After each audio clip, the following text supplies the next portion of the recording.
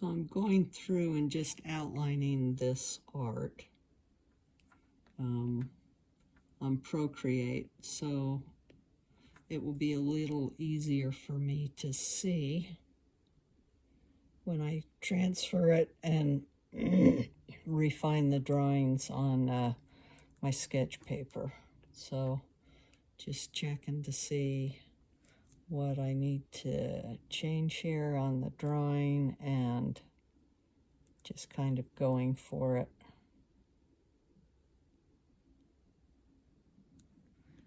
And this is fairly quick, and then I can print it off, and it'll be a little easier to see on the tracing paper and to refine it another time. And so, and I'm going to go ahead and do all the rest of the illustrations. I'm not going to do 4 of them and go from there. I'm going to go ahead and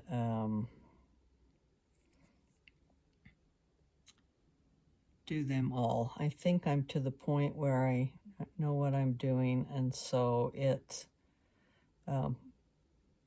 quicker to just go ahead and get all the drawings on the watercolor paper, and then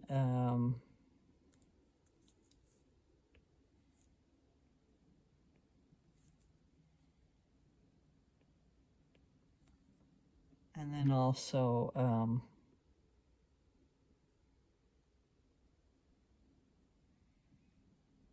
go ahead and finish the paintings.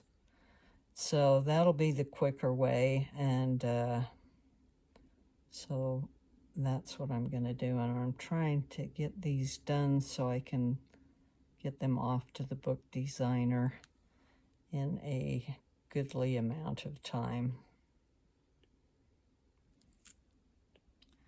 So that's the next thing I'm doing. I think I just want to get it done, and I think I've run it past enough people that have looked at it that it's good now. So, and sometimes getting too many critiques can stop your progress. So I've got this a little teeny tiny pencil now. You use the pencil enough, and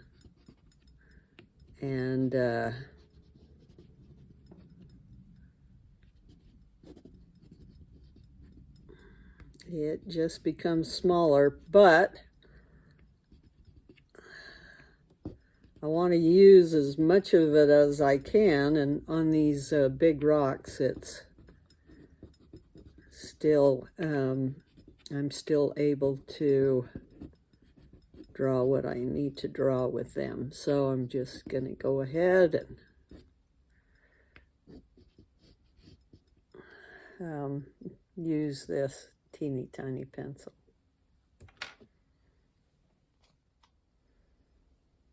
Okay, even a smaller pencil here, so but I'm just wanting to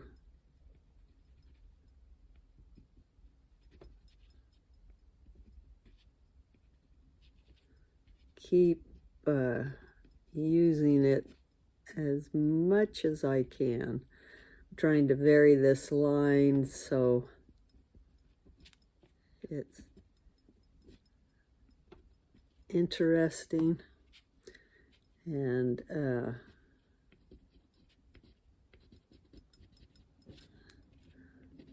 fun to look at. So not many more times I can sharpen this and still use it.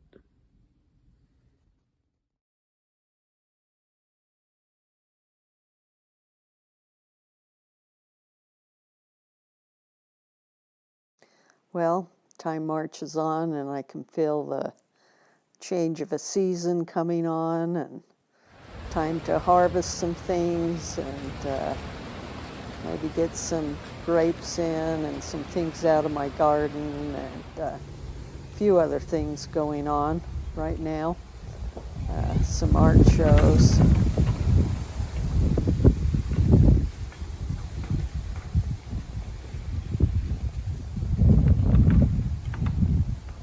Sometimes you have to take a break from illustrating the picture books and things come up, and this is one of the things that has come up along with a bunch of shows that I'm doing. This is Gallery in the Garden, and so we've set up in Becky Hartvigson's beautiful backyard and have all the paintings put up, and we had a great night last night. A lot of people came through and found paintings that they loved and took them home. And today it's a little windy, so we're hoping that the wall of paintings doesn't blow over. I've always bounced back and forth between children's books, illustrating children's books and coming up with writing and ideas for them, and then going painting watercolors. And it's kind of a good combination. Illustrating the children's books can be a tighter kind of a process, and painting with watercolors can be a little more free. I'm trying to mix a wash here and have enough of it in a container so I can get it all down on the watercolor paper and not have to mix another batch of the wash, so it can be similar color. And trying to get it all down in one nice flowing wash so that I don't have any stop and start marks in the wash. I love the brightness of watercolor and how light from the paper can shine through the paint and is so vibrant. It's a fun medium to use for picture books. I can also, so there's a lot of rays of light in this particular page with the morning, from first light of morning. And so for those rays of light, I've used masking tape. And you can, the reason why I've used masking tape instead of Misket is, for one thing, I like the way it works better. You can cut a nice straight edge with the masking tape, and it's easier to take off the watercolor paper than sometimes the Misket is, or the masking fluid, whatever you use. And so you can paint right over the masking tape, and it leaves the white of your watercolor paper, so you can ensure that your wash can be a little more free, but you save those whites that are on your paper. I was using gouache when I first started illustrating, and it didn't seem bright enough to me, and that's why I moved to a watercolor. Acrylic always dried too fast, and watercolor, there's a little bit of magic in watercolor. The flow of the water does things that you may not expect it to do, and it can add to your painting, kind of like magic. A lot of people feel like you have to get your painting exactly right the first time, that there's no forgiveness in painting with watercolor, but when you get to know the medium a little better, it becomes easier to work with. You know how the paint is going to work, how the water's going to flow, and you can kind of fix mistakes. If you make a mistake, there are ways that you can fix that on your watercolor painting. So it's not as unforgiving as some people think. There's also such a joy in just putting the paint down on the paper and watching what it does. That can be a fascinating part of the whole process, and part of the joy that comes from working with natural materials instead of digital. So there's a little bit of joy in both ways of producing art and illustration. There's a time when I'm creating a picture book, if I'm doing the writing or sometimes working on the storyboard, I have to concentrate fully. And so I can't have the radio on, I can't have the TV on, I can't be listening to a book on tape. I just really have to concentrate and have my full focus be on the book. But when the illustrations get to the point where you're putting watercolor down on paper, then you can have your mind elsewhere. I mean, there's things that you have to think about and concentrate on so that you don't mess up what you're painting, but your mind's a little more free to listen to something else, and you can still concentrate on the painting and be able to do some other things with your mind. You have to concentrate on what paint you're going to put down first, and also the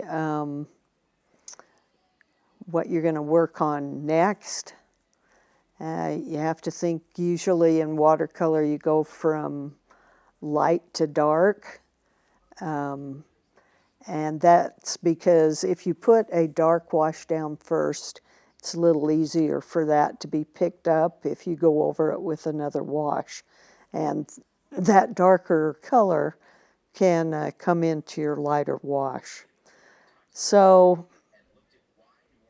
you get to the point where you've got your watercolor all done, and on your illustration you can take that masking tape off the outer edge, and it's really satisfying to see that nice clean edge and the look that it gives your watercolor of really being finished and a very professional look. It's very satisfying to see these individual paintings and pages finishing up one at a time, and to see the finished product. And there's a real feeling of progress as you go through and finish each illustration. I love this little brush I'm using to make details on the father's shirt. It's a rigger, and a lot of the bristles have fallen out, and so it's makes some very fine detail, and if I swipe it up on the edge, it makes some very nice grass also. So the more you use your brushes, the more you get to know the effect they can have. And you finish the watercolor and start working on the detail of the pencil detail around the illustration and get that done. And it's just pleasing see the progress as you go forward. Doing artwork is a little like meditation. You can get lost in just in your right brain, and you get working and you lose track of time, and you're just in a different part of your brain and the world, and it becomes very satisfying. There's some detail that you can do as far as softening edges as you go in and make sure everything is looking just the way you want it. But all in all, very satisfying. So here's the last page of the picture book, and this is the previous book dummy. And so this little character does not look like anybody in the book now, but some of these animals are the same. But I need to redraw this very last double spread. And then right at the end, here's the dad with the book, and he's fallen asleep in the chair. Work on this last one, and it's amazing to be at the end of that process. So here is the character that I'm going to use. I'm going to use this little guy, and so I want him to just be sinking into the pillow, and his hair is going to be coming up this way. I decided to redraw his face, and I think this one looks better. So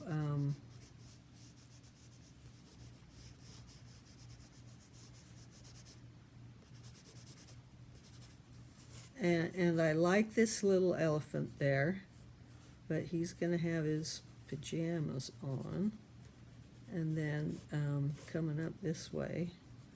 So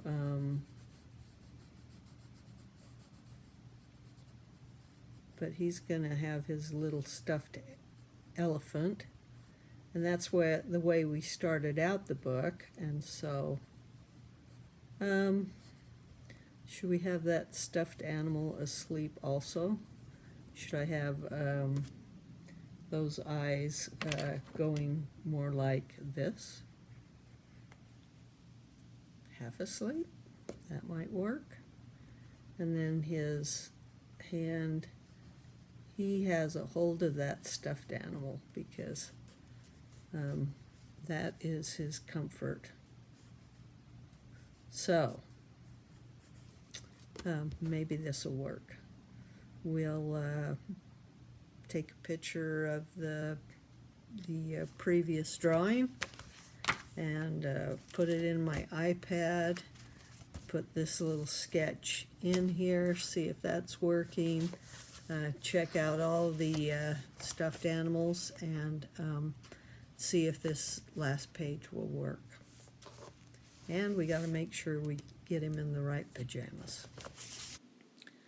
So I have the characters of the stuffed animals figured out from a previous double spread, but I don't want to put those stuffed animals in the same position that they are in the last double spread. So I'm working on drawing those same stuffed animals, but trying to figure out where I'm going to put them on the page and the different positions that they're going to be in. So I'm just going to go ahead and think about that while I'm redrawing all these stuffed animals. They're all going to be tucked into bed with this little boy on the very last page. So just working through and kind of thinking as I go in my sketchbook with pencil in hand. It's kind of interesting when you start the process of creating a picture book. It's so massive, the job that you have ahead of you. There's so many things that you have to think about, and so many things that you have to work on.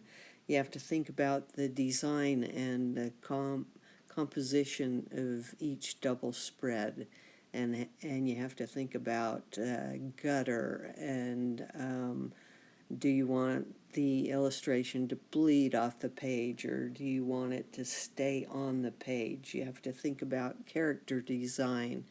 Are the characters in your book working? Are they pleasant to you? Will they be pleasant to the viewer? You think about the colors in the book, and are they working? And it's very interesting because it seems like such a massive task.